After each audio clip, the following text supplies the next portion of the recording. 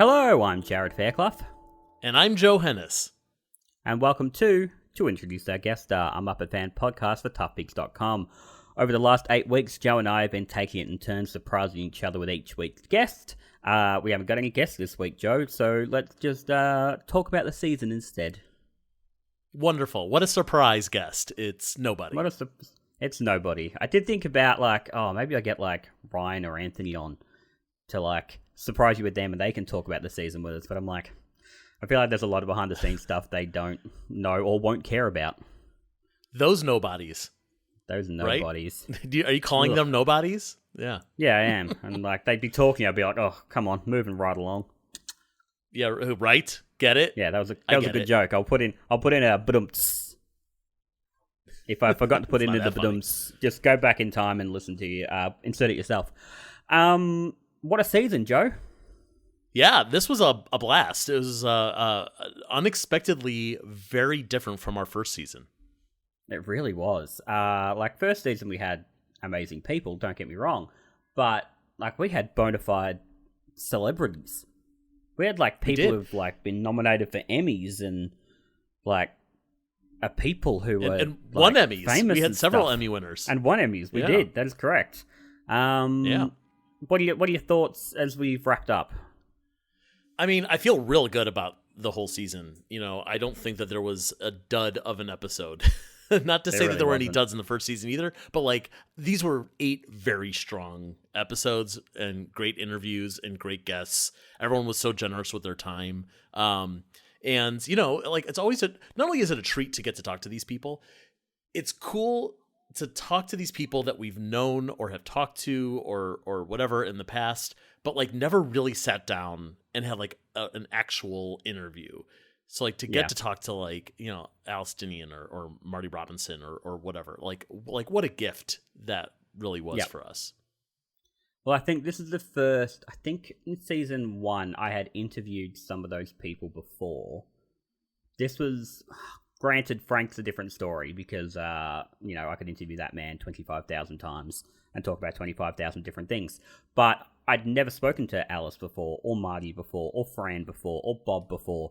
And God knows I'd never spoken to, Yvette or Ken or Bobby or anyone like that. So it was a real treat to be a couple of times, because we do these interviews, your nighttime, usually afternoon our time, my morning. And I would do these interviews before I went to work. And I'd walk around the whole day at work going, how am I supposed to have a normal day when I've just spent an hour and a half on Zoom with Bobby Moynihan? Oh, and I have the opposite problem where I walk around all day going, I have to do a normal work day and live my life knowing that tonight I have this big interview that I have to do. Yeah. Yeah. It's such a weird concept for a show. So you kind of touched on this. I know we have a lot to talk about, but you kind of touched on this a little bit with talking about the scheduling. I meant to look this up. When did you and I start production on this season? On season 2? When you were already emailing me. Yeah, you were already telling me after we wrapped season 1, you're like, okay, let's start on season 2 right now. And I was like, hang on, I need a minute to clear my brain. But it wasn't. Yeah, I feel like it wasn't that long afterward that you were like, it wasn't. Okay, let's start scheduling. Okay, so we aired the final episode of season 1 in May, I want to say, of 2021. Sure, I believe that's when the wrap up went up. We recorded the Alice episode on the 21st of November 2021. So that's how long production's been for this show. I actually would have thought that it was much earlier that we started. I thought it was as well. The first episode, but I also think we did the first 2 or 3 episodes, like Alice, Marty, and Fran. I think we did those 3 within the space of a couple of months. So we recorded 3 episodes really quickly, and then it took us a while afterwards. Just looking here, we did. Within 2 months of each other, we've done 3 episodes. So I mean, this is something we talked about with our wrap up after season 1, but it's so complicated for so many reasons to schedule this show because, number one, you're in Melbourne, I'm in New York. Mm-hmm. So the time difference, crazy. Our guests could be anywhere. Like some of them are in New York or this time zone with me. Some of them have been in Los Angeles, which is another complicated thing. We have talked to people in the past who did not appear on the show who were in the UK. That was not going to happen. That there's just no time that worked for all of us. So that's number one. Number two has been the fact that the nature of this show, between the fact that we're taking turns and we have that question of what do you want to ask the next guest, means that we have to record in order. And, as well as, the fact that we don't want to step on each other's toes with reaching out to people. So like, I don't necessarily want to reach out to anyone until I know who your next guest is. So the outreach for reaching out to people and scheduling these interviews, there's a ton of time in there before we're actually recording something. So we really did need, the last 4, 5, 6 months to do this entire 8-episode season. We really did. Well, just having a look at the dates of these Zoom records now, like I said, we did the first within the 3 months. The next one wasn't for another 2.5 months, which was Bob McGrath. And then it was, again, another 2 months after that. Another 2 months after that.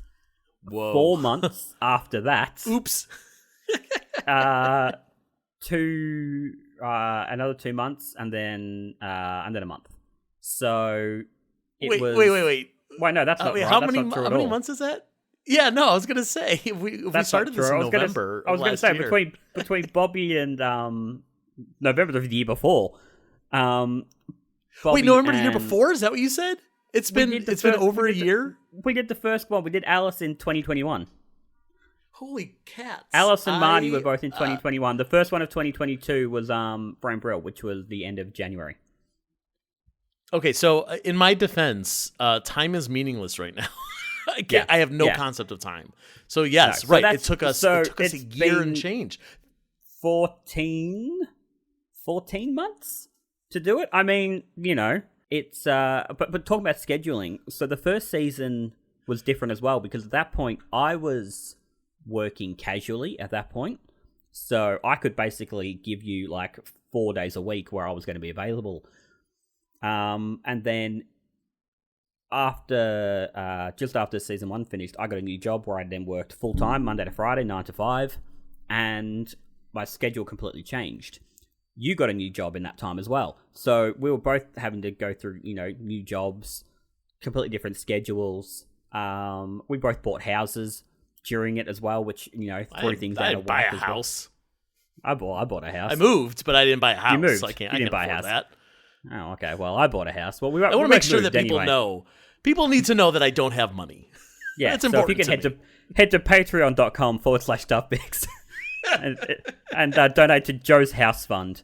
But we both moved, so that took up a lot of time as well. So that meant for a few weeks we couldn't record, whatever it was. Scheduling has been chaotic for this season. Yeah. But it was a great season anyway. Now I had you. Sorry, I was going to say I had you before we started today. We're just going to go back to the first episode. I had you listen to the first 60 seconds of the Alice Deneen episode.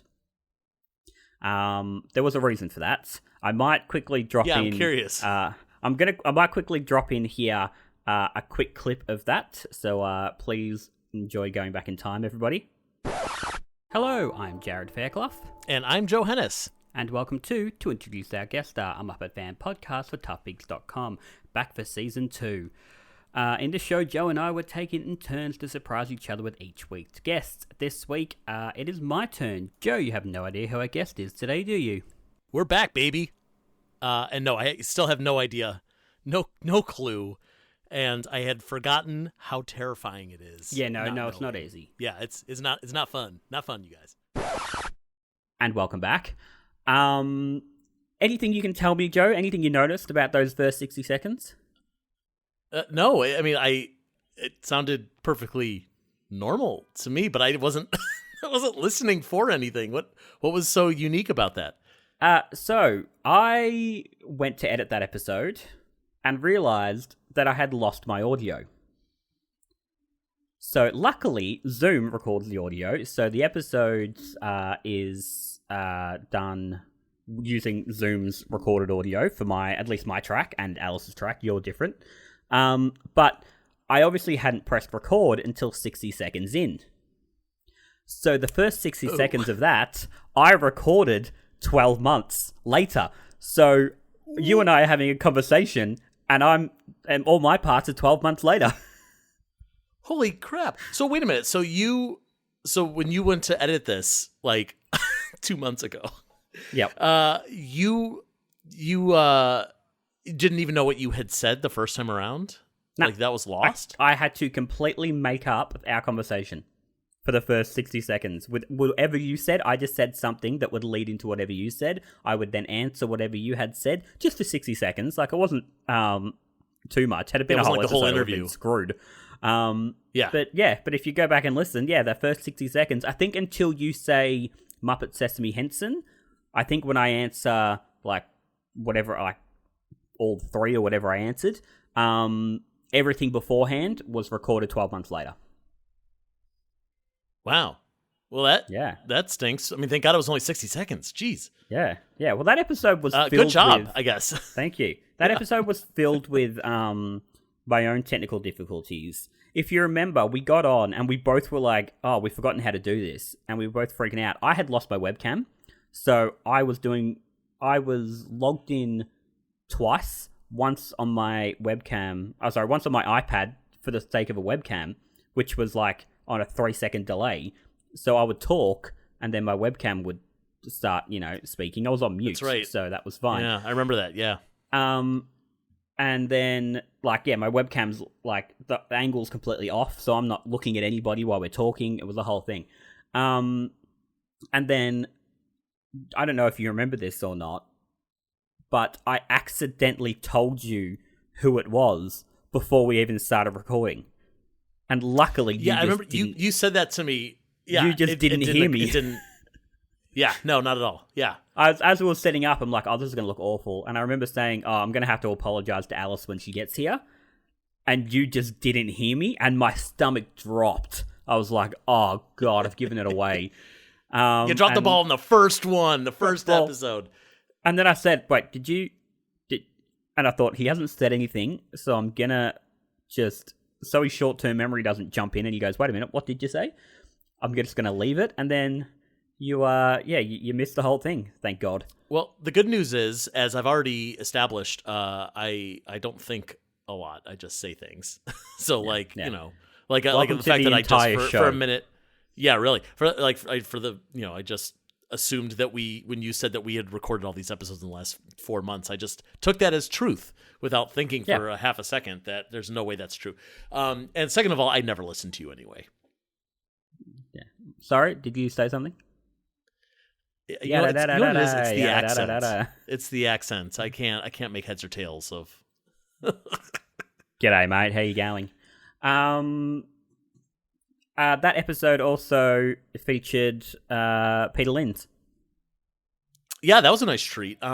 It's funny. We both knew that she and Peter Linz are obviously very close, and part of me was like, I don't want to. As much as I love Peter, and I would never miss out on an opportunity to talk to Peter.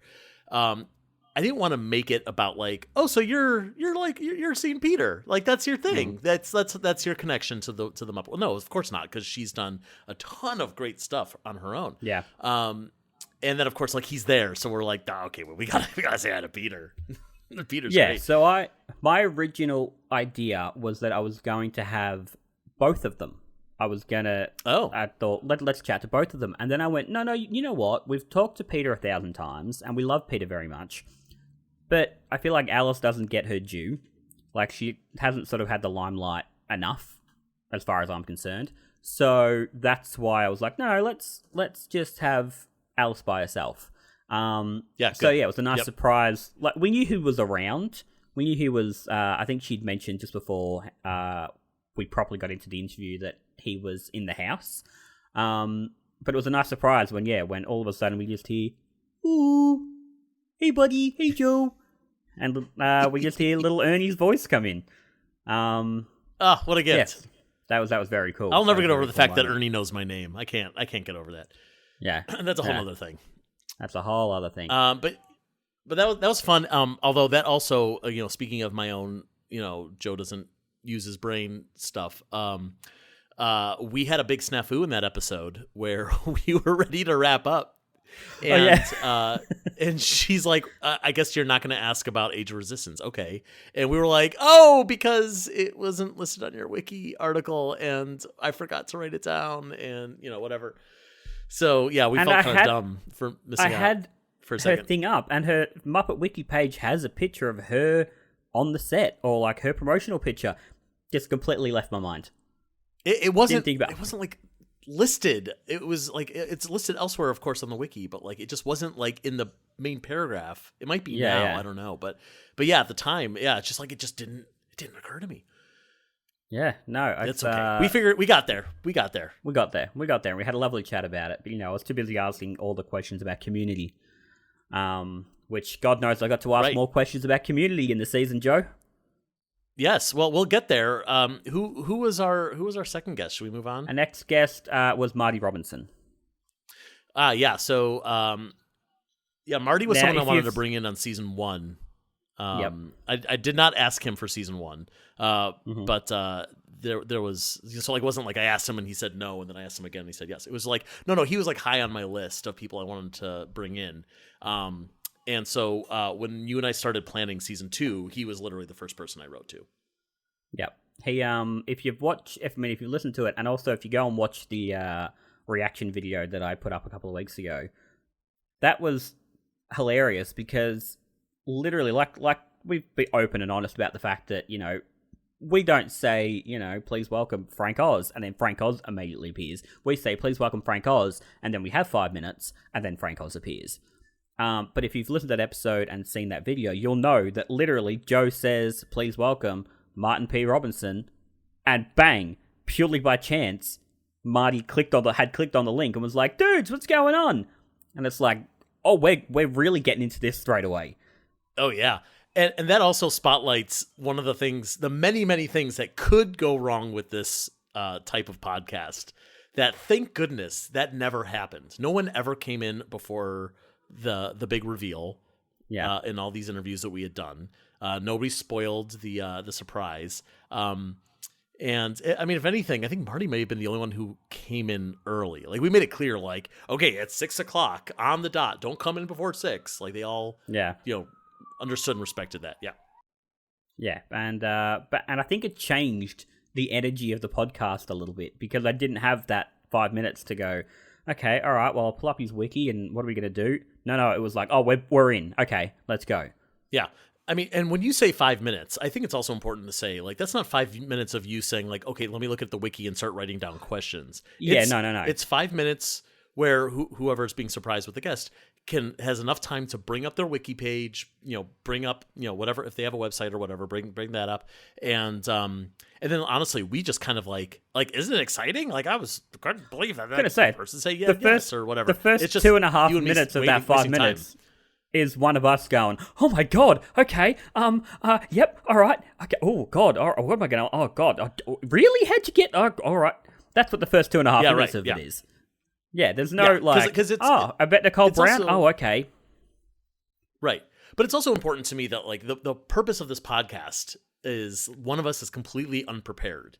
Yes. And I think it's a bit of a cheat to say, but actually technically I had enough time to write down 10 questions. It's like no. Yeah, we didn't do that. Like we kept to our word. Yeah. No. But yeah, that was a real that was a fun moment just to because you can hear it in my voice, and you actually, if you go again, you watch the video, you can see it. I really am just like, okay, like, because I have that moment of, oh my God, okay, this is going to be great. Oh God, no, you're actually here. Oh, okay, and I have to almost let that, I almost have to let the surprise like subside because now I have to do the interview. Right, yeah, and it was a lot of fun. Marty was great. Marty, his work, he was in his workshop, I think. And Yeah. it was a feast for the eyes, because the more you watched it, like, you saw him, he would just, like, have weird things in the background. And, like, he had his creepy clown puppet that we brought up. And there'd just be, like, weird eyes in the back, or whatever it was. Yeah. It's a shame that this is a podcast and not a video cast, because that would have been fun for everybody to be like, what's that? Tell us what this is. And, like, Marty, he just showed a few things to us, but, like, that was, like, it would have been cool to share that as well. But that ain't how podcasts work. All right, our next guest was Fran Brill. We had Fran Brill on the show, which was amazing. Yeah, go ahead. So I was going to say, Fran, I had asked for the first season, and I think I talk about this in the first season wrap-up as well. I had asked Fran, but the email address I had, she didn't regularly check. So she had said, yeah, great, let's do it. I had said, all right, well, how about this date? I had then sent her a Zoom and everything and gone, all right, well, I guess we're going to do this. And then a couple of days beforehand, I'm like, I don't think she's coming. I don't think she's even seen this. So I think we cancelled. And then that's when I got Leslie. But then Fran had emailed me back about 3 weeks later and said, oh my God, I'm so sorry. I'd still love to do this. And so when it got to season 2, she was the first thought, because she had really asked, like, I really do want to come and talk to you guys, and I really do want to be a part of this show, and I felt really bad that I, didn't get to do it last time. So she was first on the list. I feel like my only mistake on it was that I had told you beforehand that I had asked her, so it wasn't necessarily the biggest surprise, but worth it. Absolutely worth it. Yeah, that's the thing I was going to add was I did remember that you said that you wanted to get Fran for season 1, and I just assumed that you were going to get her for season 2. So that made the guessing part a little bit easy on my part. It also made it easy of, like, that's one person I know I'm not going to reach out to because you're already doing it. But also, like, Fran's great. I've met Fran on several occasions. She and I have always got along very well on those times. But I've never actually, like, sat down and done, like, a real interview with her. So that was a real treat. She's great. I mean, Fran is the best. What a gift to get to talk to her, that she was willing to take the time with us, especially, when she's, like, no longer involved with anything Sesame or Muppet related. To kind of dive deep into some of the stuff in her career that, like, I think that she maybe hasn't really talked about much. Like, we got to ask about, like, Jim Henson Hour and stuff like that, which is fantastic. All right, episode 4, Joe. I believe it was Bob McGrath. It was the great Bob McGrath. What a gift to get to talk to him at that time. Yes. So that was end of March. I mentioned this in the episode because we recorded a little something to go along with it. To talk about Bob a little bit, and I had become relatively close with Bob over the last few years, and so this was a gimme for me that, like, I knew that I would be able to get Bob for this show, and I knew exactly how to get in touch with him, and everything that we would need to do on our end to get Bob. Like, that was always kind of on my radar, and I believe I considered getting Bob for the first season, if my memory serves me right. But because we had already done Emilio, number one, I was like, well, we already talked to a Sesame Human, like, maybe not, let's not make this the Sesame Human show. And number two, I feel like we had a lot of Sesame people, and I kind of wanted to diversify the Muppet, Henson, Sesame groupings. So I didn't go after Bob at that time. So I knew that season 2, it had to happen. Yeah, that was a really special episode, and it was beforehand, but obviously it took on a lot of different meaning, I guess, after he passed away. But I mean, when you said it was Bob, I was just filled with absolute glee and joy, and he was everything I wanted him to be. He was funny, he was sweet, it was Bob. I mean, just hearing that, that's such an iconic voice, especially in the Muppet world. And hearing just that lilting, sweet high voice say my name, it was like, oh, okay, cool. Yeah, everything is right with the world. Yeah.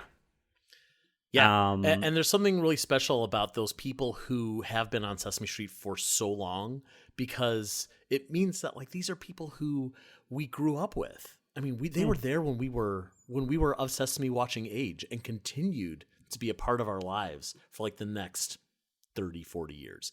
So, so Bob specifically, it's like, man, even more so than, say, like even Loretta Long, who was also there in the first episode. But for me growing up, she wasn't on the show as much as Bob was. And Bob has just always been there. Like, he's just been this rock of Sesame Street. So you feel that emotion. And I feel like I also see that when people see Bob or saw Bob in person. Mm-hmm. There's that guy that like he was there when I was 3 years old, and he's still here. And obviously not now, but like, what a gift! What a gift! His family were lovely enough to let us release a little bit of video of it. Bob answered, "What is the meaning of life?" which was Fran's question, I believe. That's right. For him.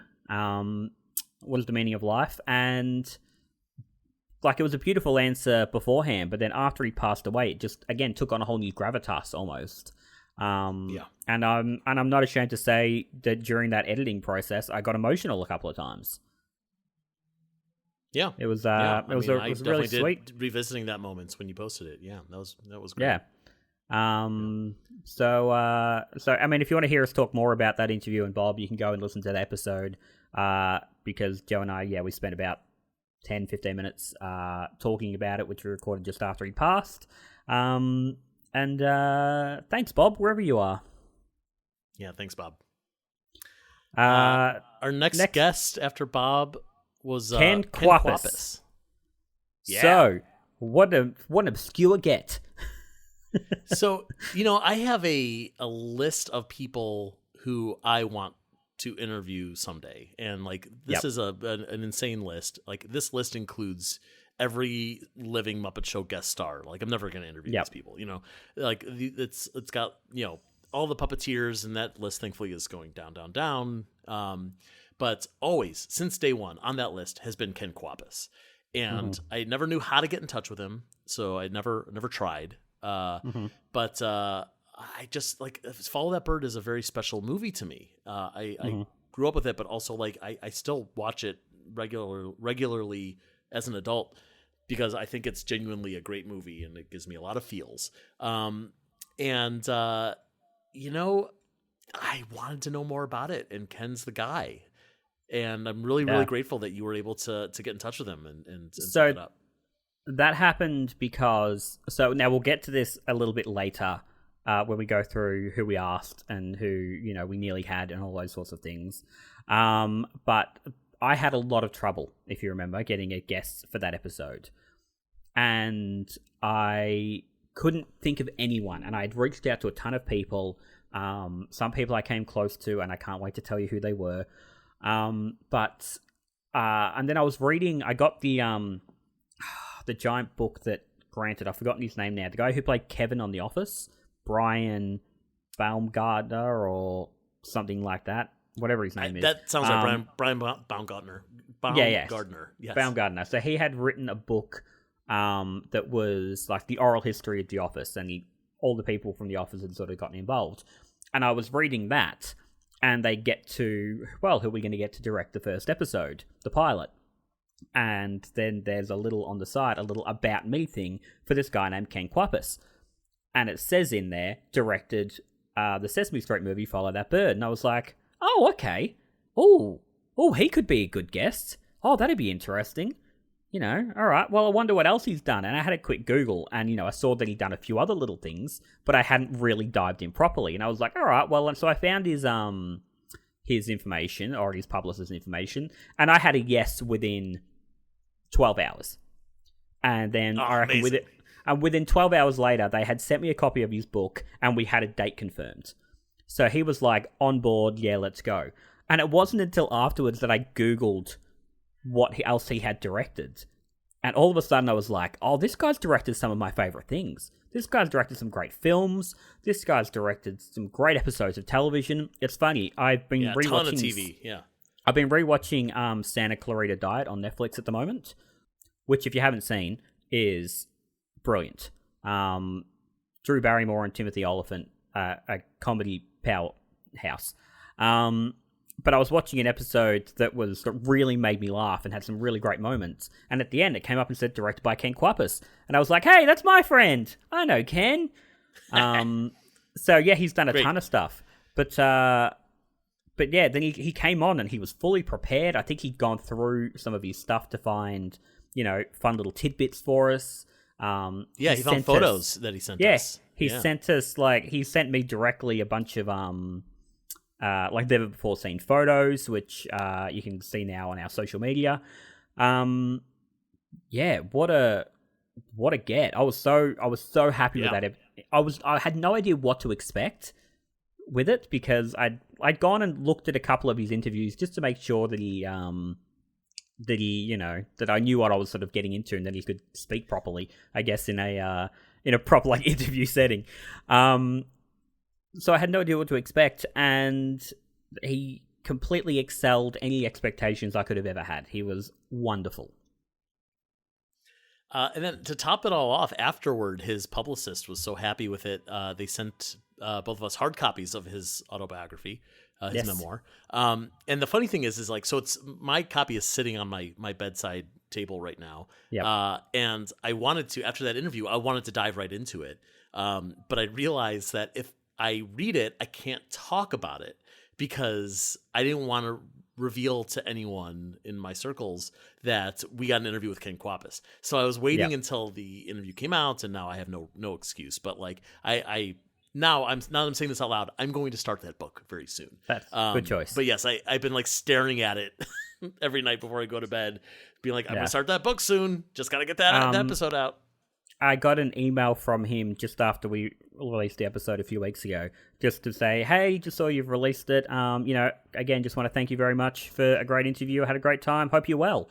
I was like, what a sweet man. Sweet guy.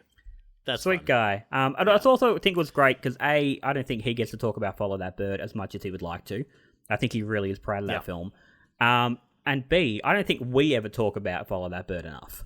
So that's true. We should talk about it more. We should write some topics articles about it. We should. You first. But it was nice to get to spotlight that film for an hour because it really is a beautiful film. Yeah, I agree. Let's talk about the heart attack you gave me the next episode, Joe. Okay. Which was so Yvette Nicole Brown.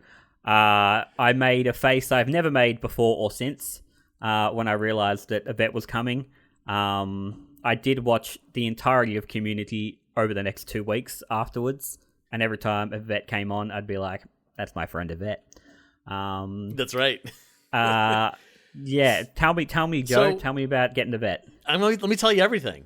So first of all, I reached out to Yvette much earlier because I was considering doing another season of my podcast, 15 Seconds to Curtain, which is actually it's the first podcast on this channel that you're listening to this right now.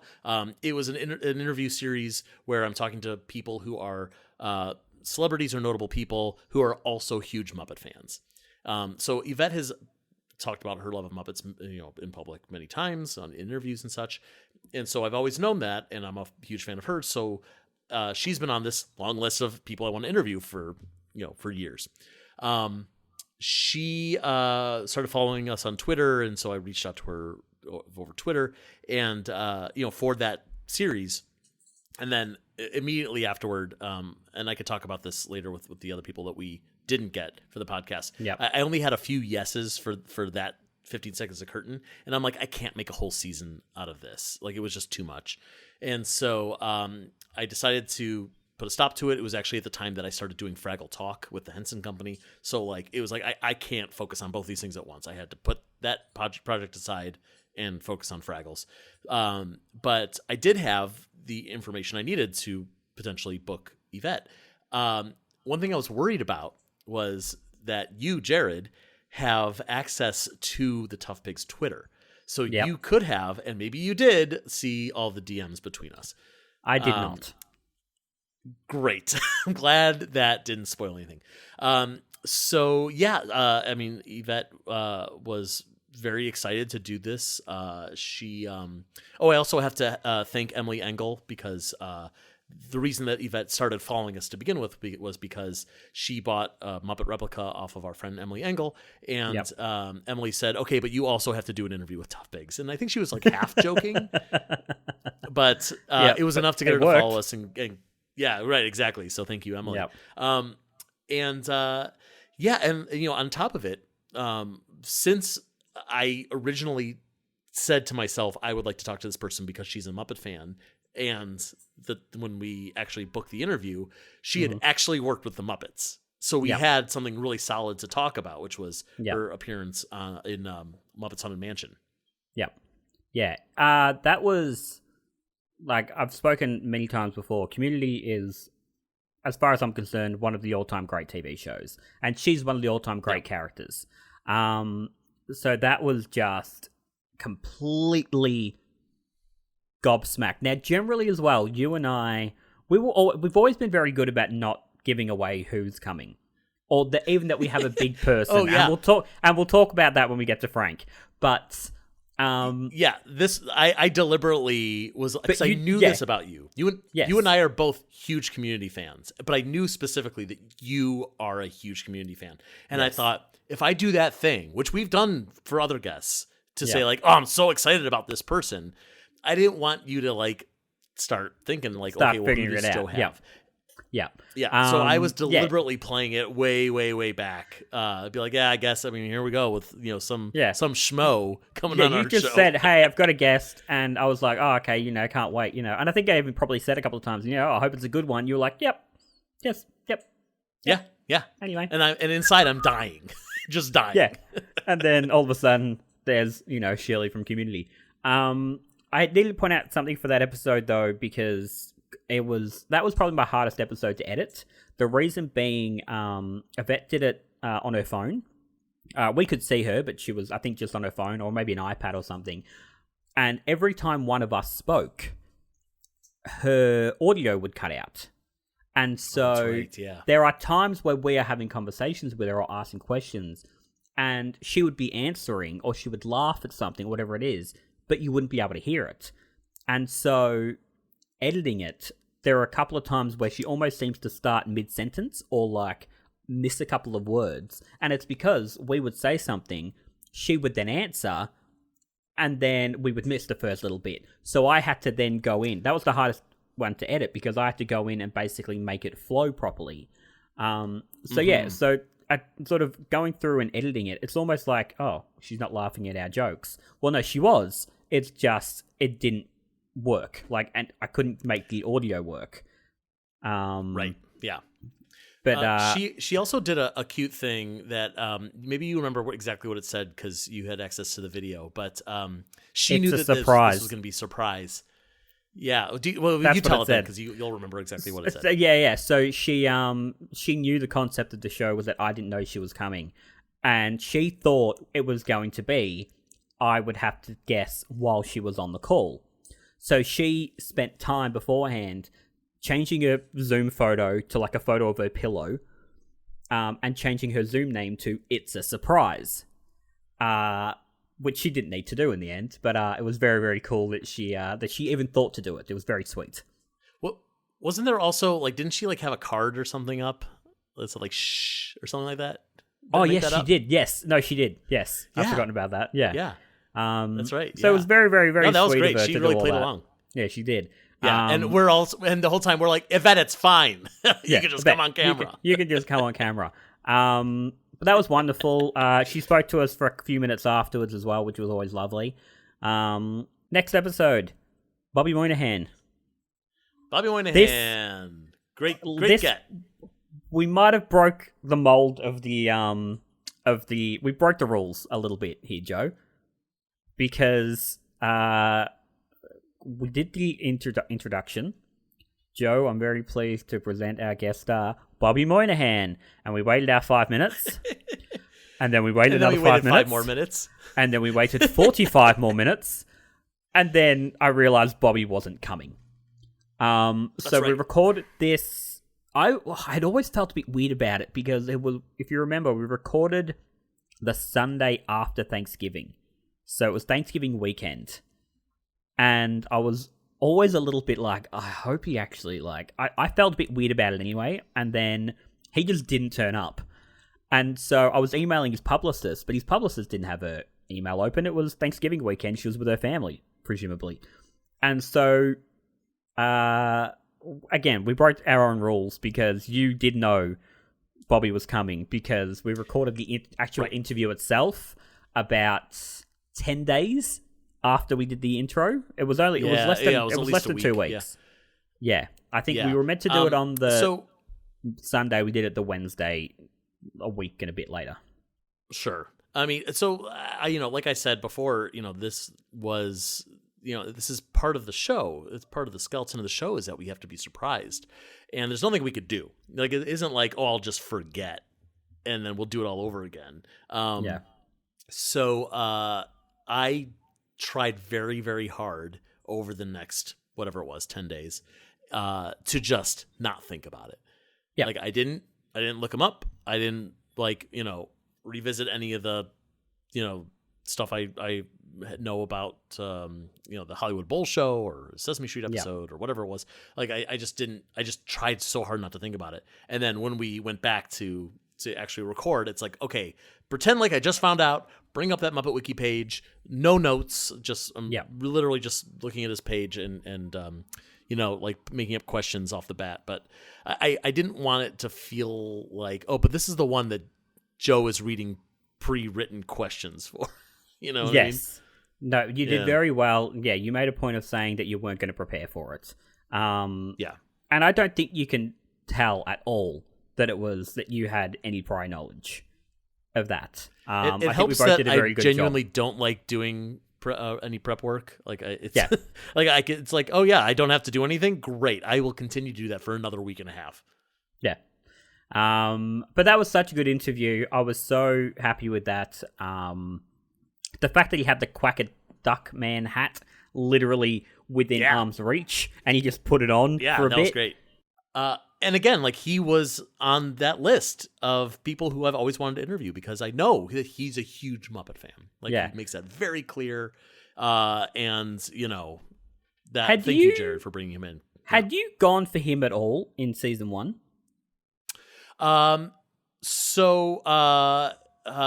No, but I tried for him for 15 seconds to curtain.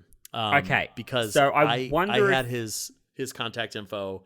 I had someone who knows him ask on my behalf, and he was like, yes, of course. And actually, when I met him at the Hollywood Bowl show, I told him, like, I'd love to talk to you more, and he's like, oh, absolutely, and like, he told me he reads the site and all that. So I thought it was a gimme, and he's a busy guy. I'm not taking it personally. Yeah, he was just probably too busy to get back to me about this podcast that no one's listened to.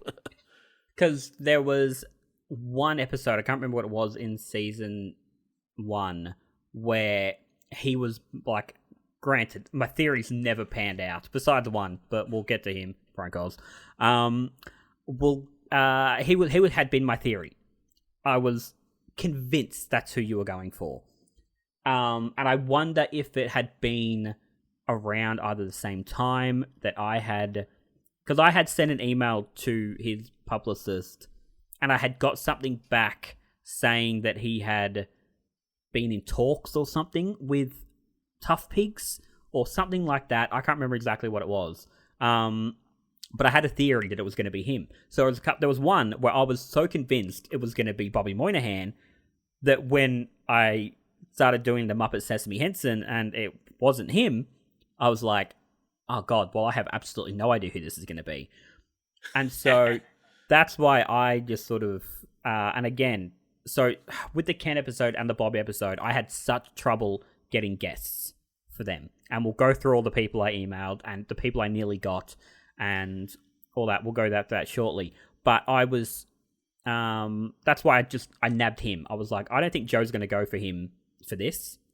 Or hopefully whatever thing he had been talking to Tough Pigs about 2 years ago. Obviously fell through because it never came out. I'm going to go for him. So hopefully Joe's just completely forgotten that he exists. And you were 100% right. That was correct. Yeah. Yeah, and because you had told me that you were having trouble booking guests, I remember now thinking like, well, there's no way it can be someone huge. Like, there's no way it could be like a Saturday Night Live cast member. Like, it was like, okay, well, you got, whatever, like one of the puppeteers that we already know, or like, someone that like a friend of ours can get you in contact with easily, or whatever it is. Like, it didn't even occur to me that it was someone of that caliber. Yeah, he was one afterwards where I assumed, because he's, Bobby Moynihan, I assumed we were going to say, all right, well, thanks, Bobby, appreciate it, thanks very much for your time. And he was going to close his laptop and go away. But no, the second we finished, he was like, oh, I want to go show you my Muppet collection. And he took his laptop out of his recording space, and he took us into both his garage and his study, and he just showed us all his Muppet collection. Yeah, and he has a ton of stuff. One of us. Yeah. Yeah, he had some good and stuff. He was so excited to show it. Yeah.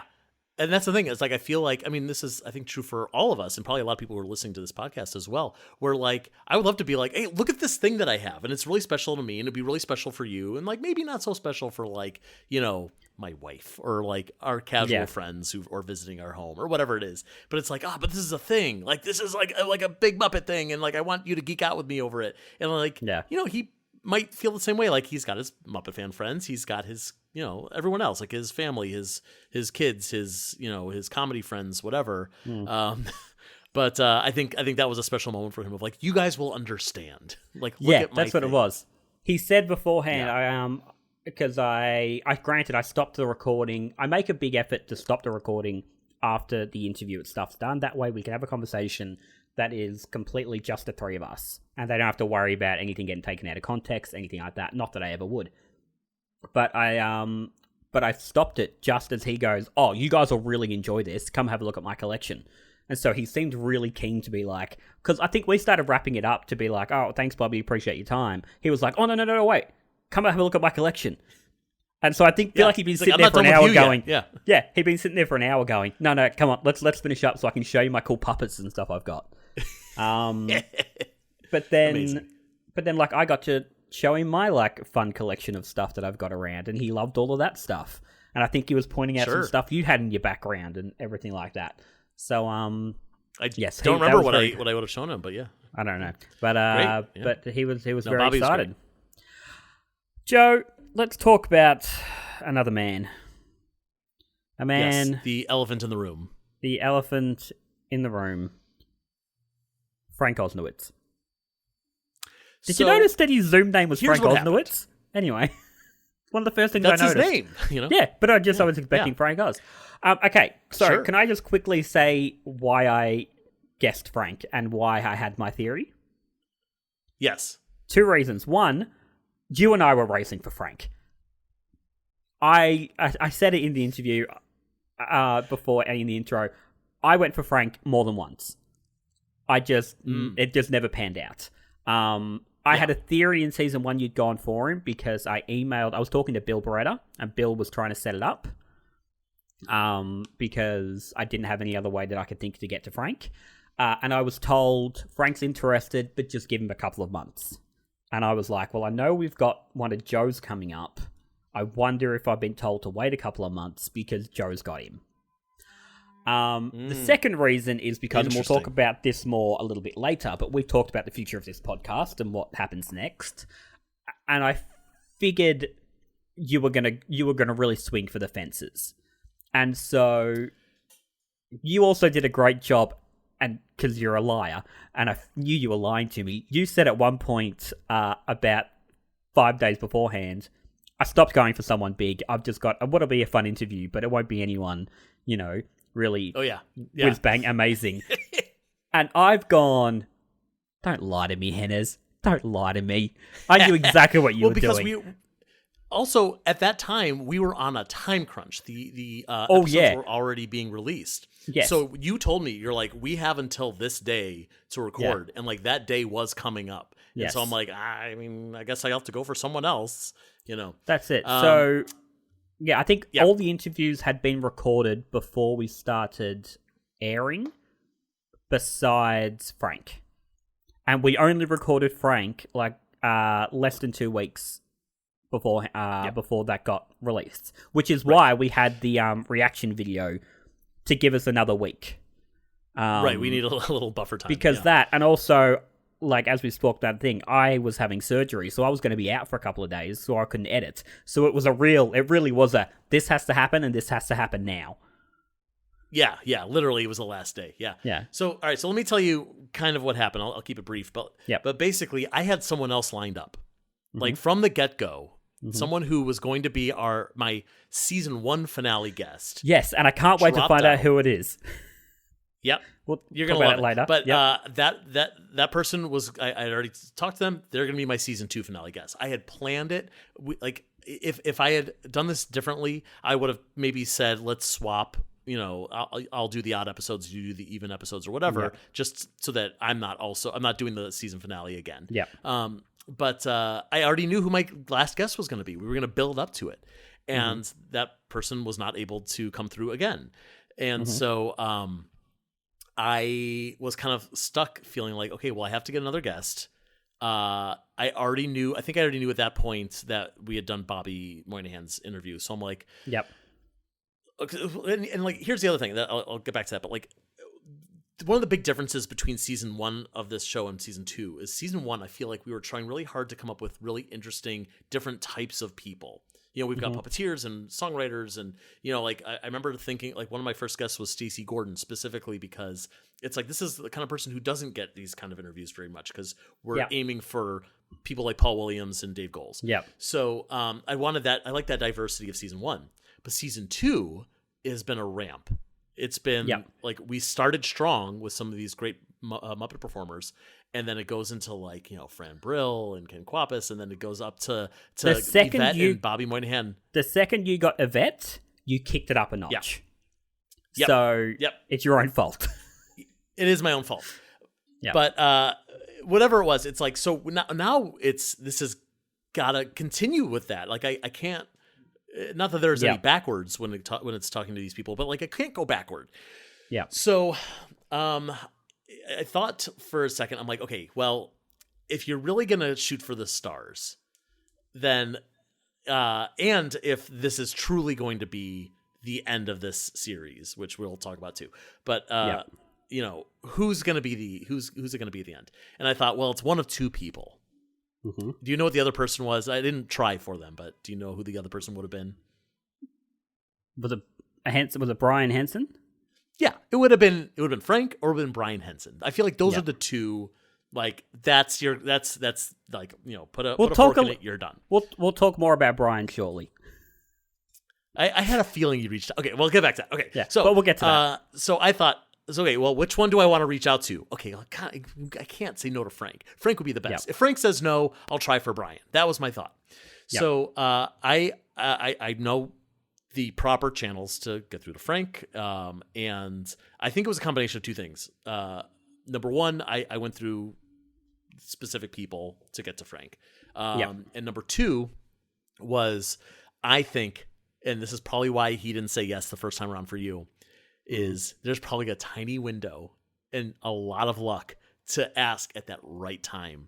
Yeah. And the problem was that I got through to Frank. It took a while. And then he said, ask me again in a few weeks because he was going on vacation. And so I had to wait a while. And like by the time I finally got through to him and he finally said yes, and we're finally setting this up, we're getting closer and closer to that. Like it was within the week of when we needed to record this thing.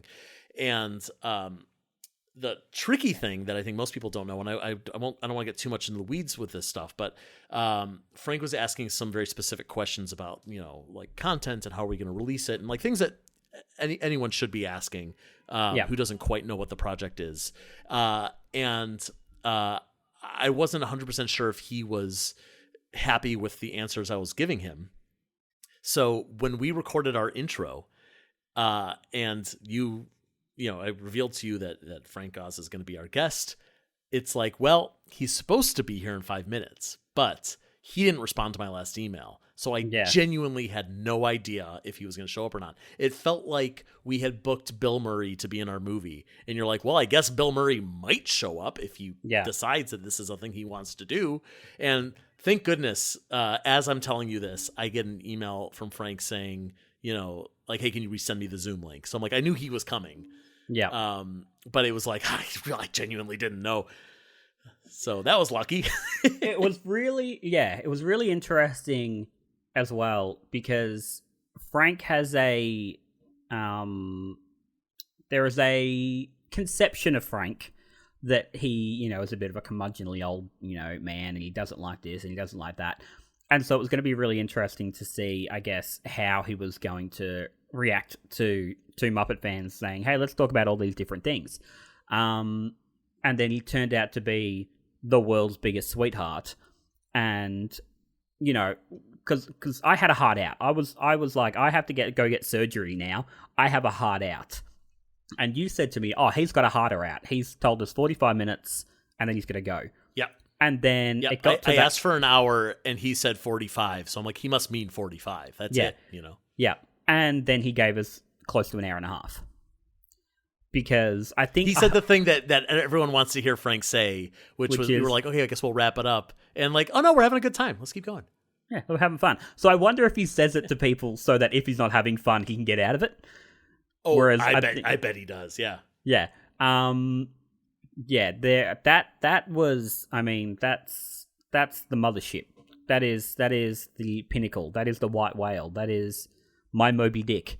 Is to talk to Frank Oz and to get to talk to him for as long as we did and as open as we did. Like, it was going to be interesting talking to him anyway. But the fact that he was so open and honest about some of these stuff, like I remember asking, like I said, you know, are there things that you think they have done right in the last 20 years? And, you know, him talking about what he really thinks of Muppets from Space. I was thinking, oh, we're going to ask these things. And he's going to go, no, I don't want to talk about it. I don't want to mention it because it's just going to get blown out of proportion, whatever it was. And he's like, no, I'll quite happily tell you what I think of these things and what I think they've done right and what I don't think they're doing right. And, you know, all the things about Sesame and everything like that. And then I also thought to myself afterwards, okay, we're going to get a thing from him soon saying, hey, can you take out all that stuff? Can you just, you know, remove it because that doesn't need to be out there? Nah, he listened to, I think you sent it to him and he listened to a little bit of it. He's like, yeah, cool, go for it. Release it. Do what you want to do with it. So I actually got an email from Frank before we released it. I just want to make sure that he had the episode. He could listen to it and tell us if there's anything he wanted us to edit out, because last thing we want to do is anger Frank Oz. That's not I don't want to be on his bad side. So I sent him the file and he responded, Joe, I got the file. The file said, this file might harm your computer. Pretty sneaky way to get back at me for ruining your show. I did hear a third of it, but then it stopped playing. Another attempt by Tough Pigs to censor me. He says, but that's okay. I'm sure however Jarrod edited it, he made me look bad. Go ahead and use it. I had a lot of fun with you guys, Frank. What? Like, well, how great is that? And like what a man. The fact that he said, I had a lot of fun with you. And honestly, the best moment of the interview for me was there was one or two moments where I said something and like Frank would laugh, but not just a polite laugh. There was one like moment, a belly laugh, full on belly laugh, and like I consider Frank Oz to maybe be the funniest human being on the face of the earth, and like to have a reaction from him like that is, it gives me so much joy. I'm gonna take that one to my grave. Like that's so great. it. That's it. Yeah, there are a couple of moments. I think you get a couple. I think I get one in there, but yeah, where he gives that real deep belly laugh, and yeah, that was a real great moment. What I think helped with that episode and why I wasn't as intimidated as maybe I could have been was that Frank did the first 30 seconds on camera, but he wasn't feeling well and he didn't want to be like coughing and sneezing all over it, so he turned the camera off and then he turned it back on at the end just to say thanks. But so we could hear him, but we couldn't see him. And you and I are sort of making faces at each other, sort of just a bit like, I think just almost communicating telepathically of like, like, what the hell's going on? Like, that's Frank Oz we're talking to. And one of us would make him laugh and the other one would look and be like, good job. But again, we're not actually giving each other thumbs up. I'm sure he was staring at us too, but yeah.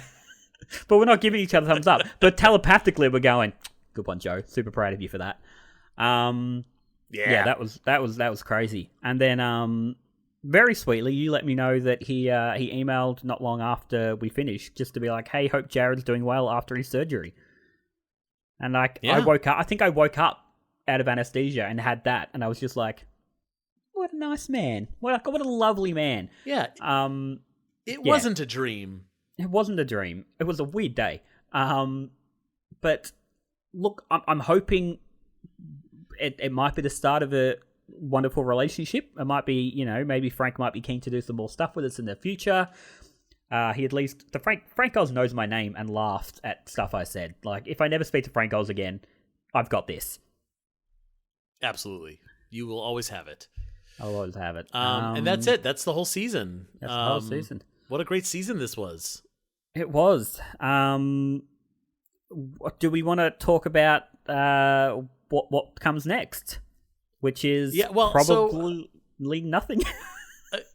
I mean, that's the thing is, we had such trouble scheduling this thing. Yep. And there was a point I remember, probably we were halfway through recording and you were having some trouble. Like, everyone I've asked, either I can't get them or I don't, we've already interviewed them. I just wasn't getting emails back. Yeah, you were just having some trouble. And, I said, what I want to do is I want to help you, but I can't. There's literally nothing I can do to help you. Yeah. And I feel like whatever we decide to do after this, because we do want to keep podcasting, we just need to find a new format because I think some of our best work comes from the collaboration. And not being able to collaborate on the planning has been kind of, it's been hard. It's been kind of not dejecting. Like, I don't think we've gotten that much rejection, but it does feel that way a bit where it's like, I'm kind of sitting here by myself emailing people and not getting responses. That stinks. Got to a point where it was causing anxiety because I was thinking to myself, we can't be spending 14 months in pre-production. We can't be spending 14 months getting this out before it gets out to people. And so I was having real moments where I was just like, this has almost stopped being fun trying to find people. The fun in this is sitting down and surprising you or being surprised. That's the fun in this. It wasn't anywhere near as fun sorting it out as it was the first season. And so we decided that we will keep doing something. We will find a new avenue. We've both got ideas for podcasts we want to do for this channel. But as much as it saddens me to say, because I truly do, I'm so proud of this show. I am so proud of everything we've done and every interview we've done. But it has to go to bed now. It has to go away, at least for the moment. Who knows? In 5 years, we might turn around and go, let's do it again. But for the moment... I was going to say the same thing. Yeah, leaving that door open. This may not be the end, but don't expect any for the next little while. Yeah, it may not come back. If it does, surprise. And we're not going to top Frank Oz. That's it. What a great series finale. No, and the amount of people who said in the comments and stuff, this would make a great... I expected you to do this for your series finale. Well, we kind of did. Which is, again, I think why I went... Which is, again, I think why I guessed it was going to be Frank. Because... I assumed we were going to go. We were going to swing. We were going to swing for the fences because I knew that this was going to be the last interview. At least, like I said, for the time being. I'm not going to come to you in 3 months and go, all right, let's start season 3. Well, and I think that's one of the reasons why you and I feel comfortable talking about some of the people we didn't get because it's not like I'm going to tell you who we didn't get and then I got to book people in a couple of months. Yeah. Yeah. Well, I mean, that leads us in. Should we go through some of the people we didn't get? Let's do it. I'm happy to kick us off. Yeah, please. Here are just some of the people, Joe, that I sent emails to, and didn't hear back from. And I'm sure it's because they're very busy and not because they hate us. I'm sure they're lovely human beings. And also because their publicists definitely looked at this and just deleted the email. Right. The one that really surprised me that I thought would answer, but I didn't get, was James Boban. I thought I'd surely get a response from his people. Got nothing from him. Then I went for Ricky Gervais. I was never going to get him. Mark Hamill was never going to get him. Brett McKenzie. Thought I might get Brett McKenzie. Didn't hear anything there. Tina Fey was never going to get her. Wait. Let me jump in here while you're saying this. Right. Because, so I've also tried, not for this, but for just regular Tough Pigs interviews, I've tried to reach out to James Boban and Mark Hamill. It's like, we have their publicists' contact information. And I feel like it's like, I know that they would say yes. I know James Boban would say yes if I can just get through to him. Yep. I know Mark Hamill would say yes because he loves Muppets. He was friends with Richard Hunt. He wants to talk about these things. Mm-hmm. And assuming they have time, of course, but at the very least, it's like, let me just give me a little. Okay, sorry, go on. I would have, and I tried again for Jason Segel. I am 100% sure Jason Segel would happily sit and talk about Muppets with us for an hour, but his publicist just never. I tried again for season 2, because I tried in season 1 as well. I tried in season 2, and I got another, this isn't going to happen. And I was just like, all right, fine. So like I said, like Tina Fey, Ty Burrell, was never going to get any of those guys. There's a few that I went for, swung for the fences, and actually got responses. And couple that were like, I got close to, and one that I actually almost had a confirmed time, but I'll get to that in a moment. I nearly got Stephen Colbert. Whoa. So wow. That was out of the sort of 5 or 6 I'm going to tell you, that was probably the least close I got out of these ones. But I at least had a conversation with his publicist. Steve seemed interested. And then I got another thing saying it wasn't going to happen. Basically, like, all this is, like, I'm paraphrasing. It was all written a lot nicer than I'm probably making it sound. The next one I got, even closer still, was John Oliver. Wow. The issue with John Oliver was that they were only going to be able to give me 15 minutes. Now, granted, I thought about it last night. I'm like, I should have just grabbed it, and I shouldn't have done it for this. We should have done it for something else. But I think at that point I was so panicked about trying to find a guest. So this is all for episode 5. So the one that was Ken Quapis. Sure. I should have done it. And I regret not doing it. And I should reach out to his people and maybe see if I can't sort it out. Who else did I nearly get? Oh, granted, I didn't come close to these guys, but I did get a very lovely email from their publicity team. That I thought was going to be a form letter when I first got it, and then I read through it, and they actually talked about the Muppets in it. I reached out to Michelle Obama's people. Why not? And I got a lovely email about the Muppets, about the Muppets being American tradition and all that sort of, rah stuff. Which I tried to find the email last night. I can't find it anywhere. You gotta. Oh, I want to see that. I'll have to see if I can't find it. But I did that. Wow.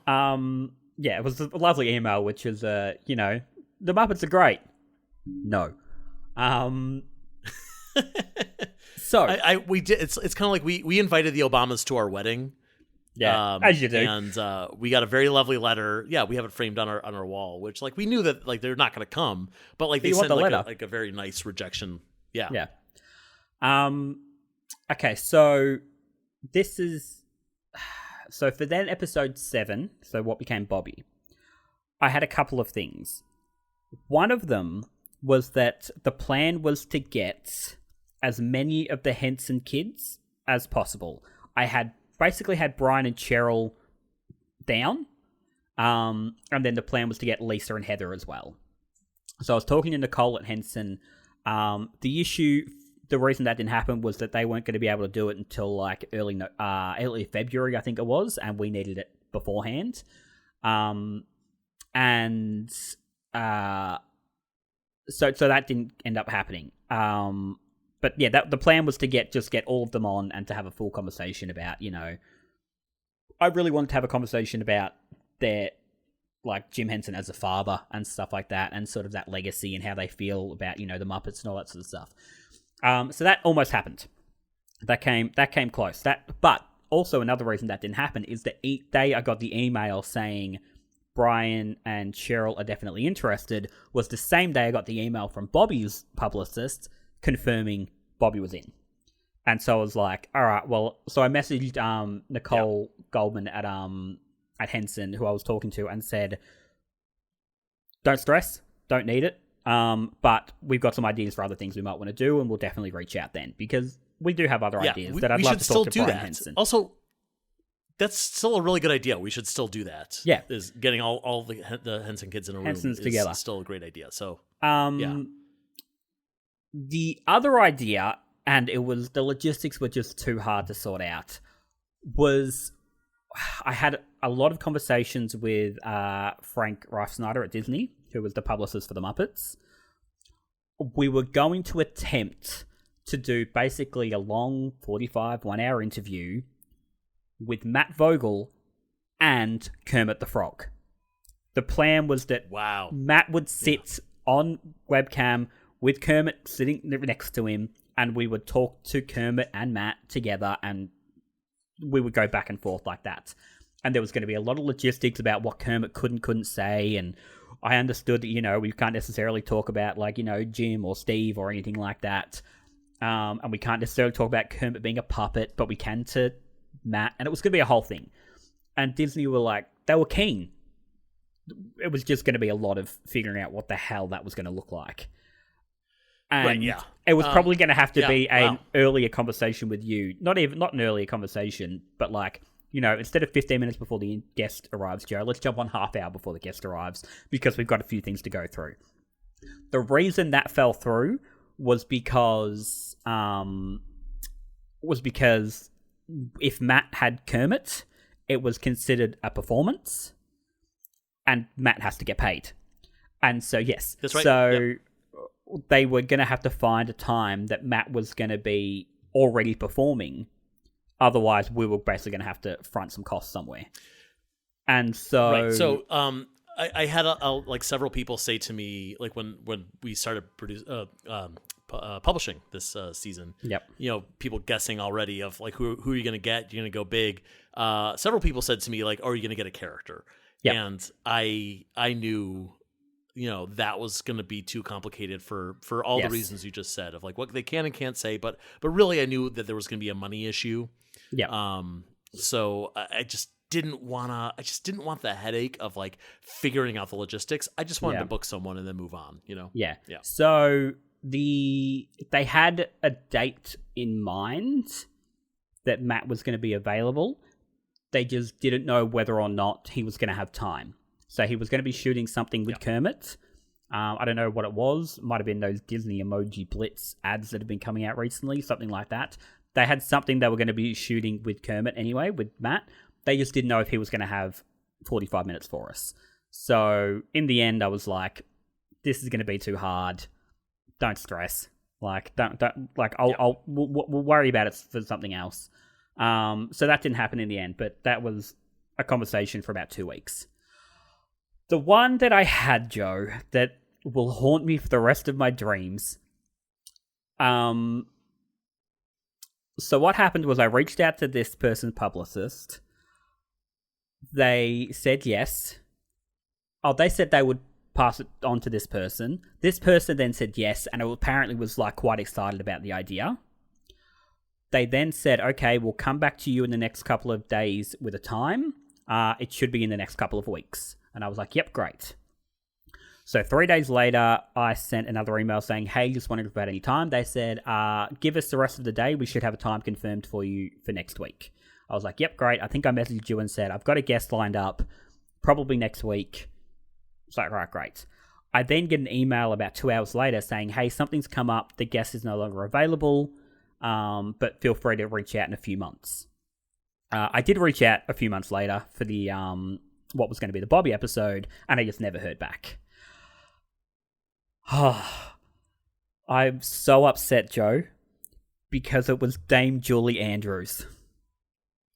What? It was Dame Julie Andrews. I came that close to Mary freaking Poppins. We came that close. That would have been incredible. I tried to get an interview with her when they were doing Julie's Green Room. Yep. I got in touch with, all the people I needed to say like, hey, I mean, they were filming here in New York and I knew all the puppeteers. So it's like, yeah, let me just pop over. This is obviously before COVID. I'm like, well, I'll just pop over and we'll just like sit down. We'll get the microphone out. We'll just do a quick thing.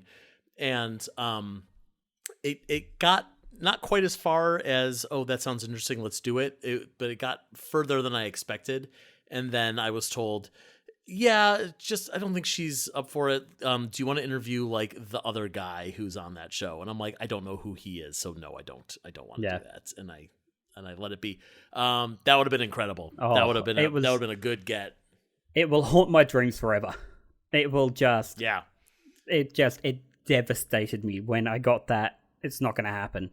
And then I think and like, can you imagine? Because I mean, there was so much to talk about. I can because I also have a lot of no's throughout Tough Pigs history. I get it. Well, let's talk about your no's. Who did I almost interview, Joe? Who could I even interviewed?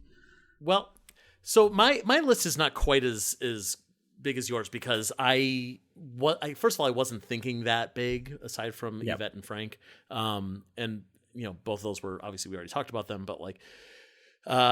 I wasn't like sending out 10 emails hoping that 2 would come back. I was, kind of going one by one and like kind of going for people that I knew would say yes or that would fit this podcast series because I wasn't thinking about celebrities. But there are a few on that list still, and there's a few who, because I was kind of trying to plan this interview series and the failed 15 Seconds to Curtain around the same time, I did send a lot of emails out for that I got a lot of no's or non-responses. Like, for example, I got a very quick no from Michael Caine's people. Would have been very cool, but yep, that would have been amazing. No, but yeah. Michael Caine.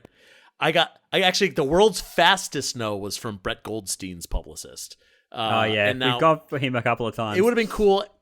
And I'm not giving up on Brett Goldstein, but I also, my timing really stunk. I think it was right after he had won his second Emmy Award. Yeah. And I'm like, this guy's in the Marvel universe. He's not, he's not doing this thing.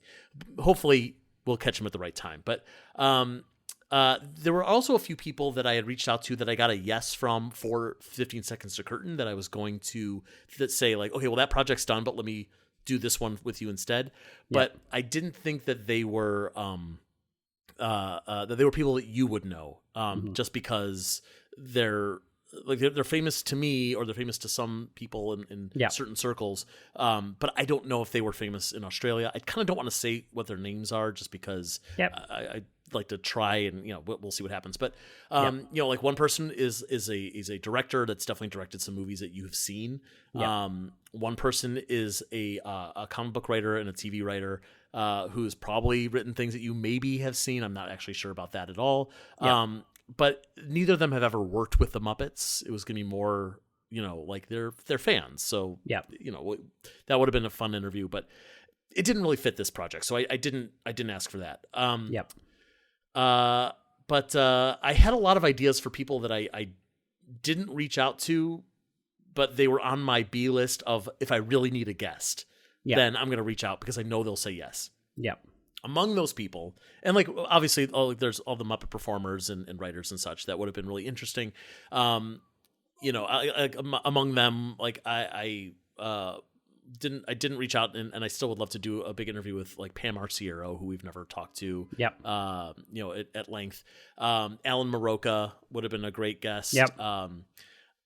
Chrissy Ferraro, who's a Sesame writer, would have been great. These are all people like we'll get them for something else, like easy. But they were on that B list. Also on that B list were people like Michael Davis, who wrote the Street Gang book. Yes. Great guy. Love talking to him. Didn't end up reaching out to him for this, but I had a feeling he'd say yes if we did. And then I was trying to think outside the box of like, who else can I ask on a whim and that they would absolutely say yes, that would have made for a really fun episode of this show if we hadn't already been ramping up to more and more famous people. So on that list were people like Dave Hultine, who's a Muppet fan artist. We love him. Dave's a great guy. 100% he would have done this. You would have never guessed it. It would have been a really fun conversation. Just didn't happen. I was thinking about Reaching out to your dad.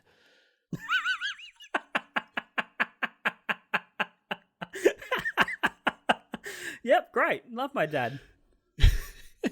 I just thought, like, how funny would it be if I said, if I revealed it, it's your dad, and then like, can you actually just ask him? He's in the next room over. Can you just tell him to come over? That would have been a lot of fun. But yeah, just it's either your dad or Frank Oz, and I tossed a coin and it was Frank. So the one though that I mentioned I was gonna get as the season 1 finale. Yes, didn't happen. So keen for the season 2 finale. Okay, so we have a mutual friend. His name is Patrick Contner. He has been on the Moving Right Along podcast. He's a huge Muppet fan. And he does a show called the George Lucas Talk Show, where they book actual real life celebrities to sit with an improviser who is pretending to be George Lucas, specifically George Lucas of 2023 of today. And he does not break character. His sidekick is Watto from Star Wars Episode 1. And so my plan was I was going to book George Lucas. And but it was going to be George would have come on, and it would have been right. And George would have come on, and would have been George the entire time. Yeah, we would have gotten all three of the guys from the George Lucas Talk Show. So it would have been Patrick, George Lucas, and Watto. And George would have talked about like what it was like when he worked with Jim on Labyrinth, like that sort of thing. Yep. And all three of those guys also are huge Muppet fans. Yeah. So it would have been a fun, like they would have been really. That would have been a lot of fun. We're talking about, we could have geeked out about. It would have been so much fun. Yeah. And it would have been a great season finale. It would have been a great series finale. Like it would have been great. They are very busy guys. They have all three of them have crazy schedules. They're working on different stuff all the time. I think they've just moved to LA and they're starting to do shows out there. So like the timing was not great. We'd still love to do stuff with them. I hope that we'll find a good project at some point, but George Lucas would have been the one. That would have been very, very funny. Yeah. I kind of I was going for more weird than big star at the time. You know? Interesting. Yeah. Yeah, so that's generally it for people that I didn't get. Like I said, I didn't shoot for the moon until the very end. And that's all. That's what it could have been. So, Joe, we've wrapped up the season with brand new questions that we've been asking all of our guests. We're gonna do what we did last wrap up as well. We're gonna ask each other these questions. So, we'll take what a surprise! What a surprise! So we'll take it in turns. I've been making a real effort when you ask your first questions to not answer them in my head, so that I could answer them here. And granted, I don't actually remember what some of your questions are. I know there's something about the movies, but we'll get to that. Joe, my first question is: what is a food you hate? Oh, a food I hate. I hate olives. Don't give me an olive. I'll have an olive. Spit it out. Spit it right in your eye. Yeah, hate it. I don't like pumpkin. I hate pumpkin. You don't like pumpkin? Hate pumpkin. I don't particularly love avocado. Wow. I'll eat it if it's like in guacamole. I'm like, if it's been put there, I kind of have to eat it, but I never choose it. That's too bad because avocado is delicious. Okay, fair enough. Well, speaking of delicious things, what is your favorite dessert? It's either cheesecake or lemon meringue pie. I'm probably going to go with cheesecake. But not pumpkin cheesecake. Do you know what else I hate? Sweet potato. No. That's just pumpkin that's lying. You just don't like like the color orange. That's just pumpkin that's lying about being a potato. Anyway, go on. Get out of here. All right, so my favorite dessert is chocolate covered pretzels. If I could just eat those on a continuous line, like that episode of I Love Lucy where there's stuff in the chocolates in their mouths. Like if that was chocolate covered pretzels, I would just do that for my entire life. I went to Costco yesterday with a possible guest of this podcast, my father, and I bought a massive, I think it's like a 1 kilo bag for about $10 of Reese's like peanut butter and chocolate pretzels, and I have eaten far too. Yeah. I've eaten far too many. Jam. Yeah. Joe, what is your go-to karaoke song? Ooh, gosh, that's a good question. It depends if I'm singing alone or with someone else. All right, if both. I have a second person with me, if someone's with me, "Gimme Shelter" by the Rolling Stones. Yep. Number one, because I'm not a good singer, but that's a kind of song I can kind of get belt a little bit. But if I have someone else with me, then they sing the the Yep. female side, the rape murder part, and I get to listen to them try to hit those notes, which has been 100% of the time hugely entertaining to me. Yep. If it's alone, but if I'm by myself, yeah. Oh god, that's a good question. I don't do karaoke as much as I'd like, so I don't have this answer at my fingertips. I will say the first song I ever did karaoke to was Centerfold by the Jay Giles Band. Yep. So that tends to be the first thing I think of when I go to karaoke. Yep. Sorry. I should also point out I have been distracted during this because my goddamn cat, who is 7 weeks old, has been trying to chew all of the cables of the entire computer. Murray! So, he's little Murray Sparkles. He's very cute. But I'm going to quickly just put him out and then close the door because he's now got a cable that is definitely unplugged and I don't know what it's from.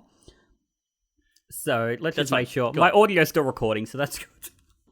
So my go-to karaoke, if I'm alone, it's Kiss from a Rose by Seal. If I'm with someone, I don't mind a bit of Don't Go Breaking My Heart. But I also love Cher's Turn Back Time. Wow. Yeah. Wow. But if only you could auto-tune yourself. But I've got a few that I'm sort of I jump between, but those are the main ones. But I also love like Drops of Jupiter by Train. Wow. And then don't that one I'm judging you for. Don't Stop Me Now by Queen. Yeah. Yeah, that's a classic. That is a classic. That's one of the best karaoke songs. Yep. Yeah. Jarrod, let me ask you another question here. Who is your favorite superhero? I really like Spider-Man. I really enjoyed I've enjoyed all the Spider-Man movies, not just the Tom Holland ones, but I really enjoyed the Tobey Maguire ones. Andrew Garfield ones are fine. But I really enjoyed that. Like I loved No Way Home. That was just all three of them together. Yeah, probably the old Spider-Man. How about you? Yeah, I like a lot of superheroes, which is why I asked this question. I'm a big comic book reader. Yep. Love DC Comics, not the movies, just the comics. I mentioned earlier I like a lot of the obscure guys, but growing up, it's been Martian Manhunter and Aquaman. But to be the real honest to God answer, it's got to be Superman. I love Superman. Yeah. I love everything about Superman. Yeah. Like I think about Superman and I feel warmth in my heart. Yeah. I think Superman is just the best. He is great. It's got to be that guy. You know what wasn't great? Batman vs Superman. What a stupid film. No, that was quite bad. Now imagine loving Superman as much as I do and then having to watch such a terrible Superman movie. And I can't imagine that because my brother is a massive Batman fan and I saw that movie with him. Oh, and I saw just the heartbreak in my poor little brother. I shouldn't say little brother; he's older brother. But my poor brother's heart. He was so upset. He hated it. Joe, let's get philosophical so I calm down. What is the sound of one hand clapping? It's so there was a thing that we used to do as kids. We're on a podcast, so I have to explain. Where you just hold your hand up and you make your fingers really loose, and you just that's it. You can't do that. Like that? You're not doing it. Oh. Your fingers are just completely loose. You're just moving your hand up and down. Okay. That's it. Yeah, but it's not making a sound. Now you know when I do it. Anyway. Well, you're making your whole hand limp. Okay. All right. Sorry, I'm not so great at this. I just want to teach you something, Jarrod. I just want to teach you a thing. Okay. All right. If there was a Muppet based on yourself, who would you want to perform it? Ooh. Peter Linz, I think. And it's funny. So Peter Linz, when I went to the set of the Muppets, and actually everyone I've spoken to him since, I did a couple of live things with him during COVID. And he said the same thing. He goes, he really takes a look at us, and he goes, he takes little bits when he's like heard of interviews and he listens to us. He goes, he takes little bits for Walter. And so I feel like Walter, there is a little bit of you, me, Ryan, other Ryan, and all the fans in Walter. Oh, that's good to know. Yeah, so I like that. Yeah, so yeah, I think Peter Lin's, because he already almost kind of does. Nice. Yeah. What about you? Yeah. For me, well, so I've answered this question on podcasts before, and my answer remains the same: is ideally, in a perfect world, a Muppet Based on Me would be performed by Frank Oz, if only because every character that Frank has ever created or performed, initially, has gone on to be a huge star. Like, has been like one of like a continued. We're still hanging out with Fozzie Bear after all these years, that kind of thing. Yeah. But truth be told, like, I don't think that my personality lends itself to a Frank Oz character. I think it'd probably be Richard Hunt. I kind of like the idea of Richard. You've got some Richard energy. A little Muppet Johannes. A little bit. That's pretty good. A little bit. I don't know. Yeah. Now, here's an interesting thing, Joe. So I usually ask people, pick a number between 1 and 250, right? I only realized recently that I've actually only got 200 questions, not 250. Luckily, no one ever picked like 212, because I would have had nothing. So I will say pick a number between 1 and 250, but if you could actually pick a number between 1 and 200, that would really help me out. 249. No, I'll go with 178. 178. Okay, Joe, what is the first thing you do in the morning? First thing I do in the morning. Well, so I mean, like everyone, use the restroom, brush my teeth, whatever. But lately, I've got this chair that sits in the window. It gets some natural sunlight, and I sit there for 15, 20 minutes. Look at my email and stuff. Do the daily Wordle, that sort of thing. It's a nice way to kind of start the day nice and slow. Yeah. You and I have a similar thing, because I wake up. I set my alarm for about 10 minutes before I want to wake up. Well, before I have to actually get up and start getting ready for work or anything like that. And I do the Wordle, because me and my friends, we send to each other how we've done.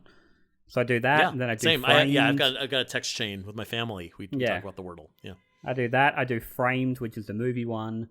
There's one called Actoral, and Movie Doll. Yep. So I do all those, and I just sit there for 10 minutes and get all those done. And then it's like, all right, now I'm right to start my day. Yeah, right. Yeah, my brain's on now. Let's go. All right, now I need you to pick another number. This one's between 1 and 100.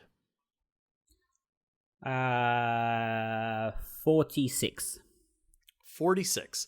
On the American Film Institute's list of the top 100 movies of all time, the number 46 movie is It Happened One Night. Have you seen it? And if so, what did you think of it? I definitely haven't seen it. Hang on. One Night. A 1934 film. Yes, correct. Clark Gable. Yeah. I mean, I've heard of Clark Gable. Won Best Picture. Yeah. Did it? Okay. No, I have not seen it, so I haven't got an opinion on it. But, I mean, if it won Best Picture, I'm sure it's pretty good. I'll tell you my opinion. It's great. It's a great movie. It's hysterical. It's a screwball comedy. Rare for a comedy to win Best Picture, but it did in that year.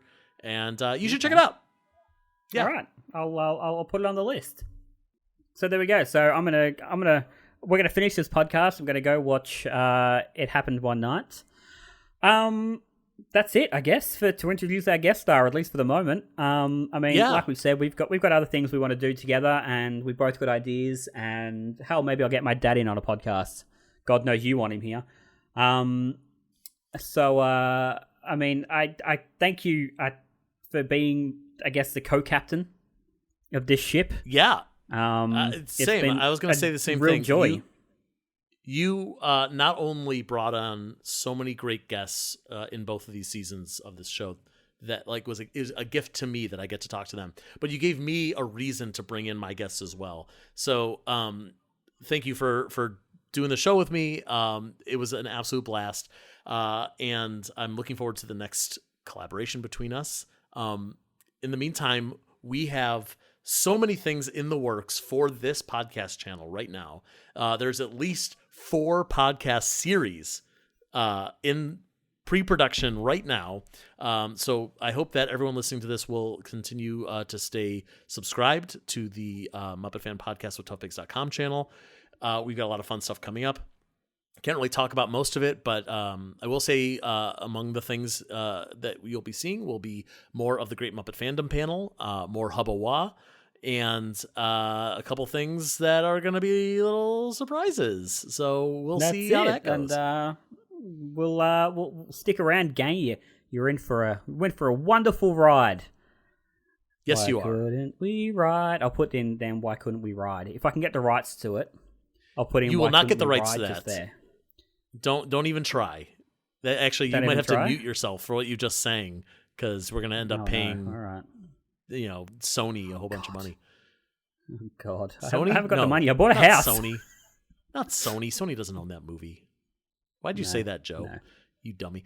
Hey everyone. I hope you enjoyed listening to us, and are you gonna be able to cut that? Everyone, I hope you enjoyed listening to us. And no shit. I'm just going to do a stupid outro here. Hey, everyone. I hope you enjoyed listening to our podcast and this whole series.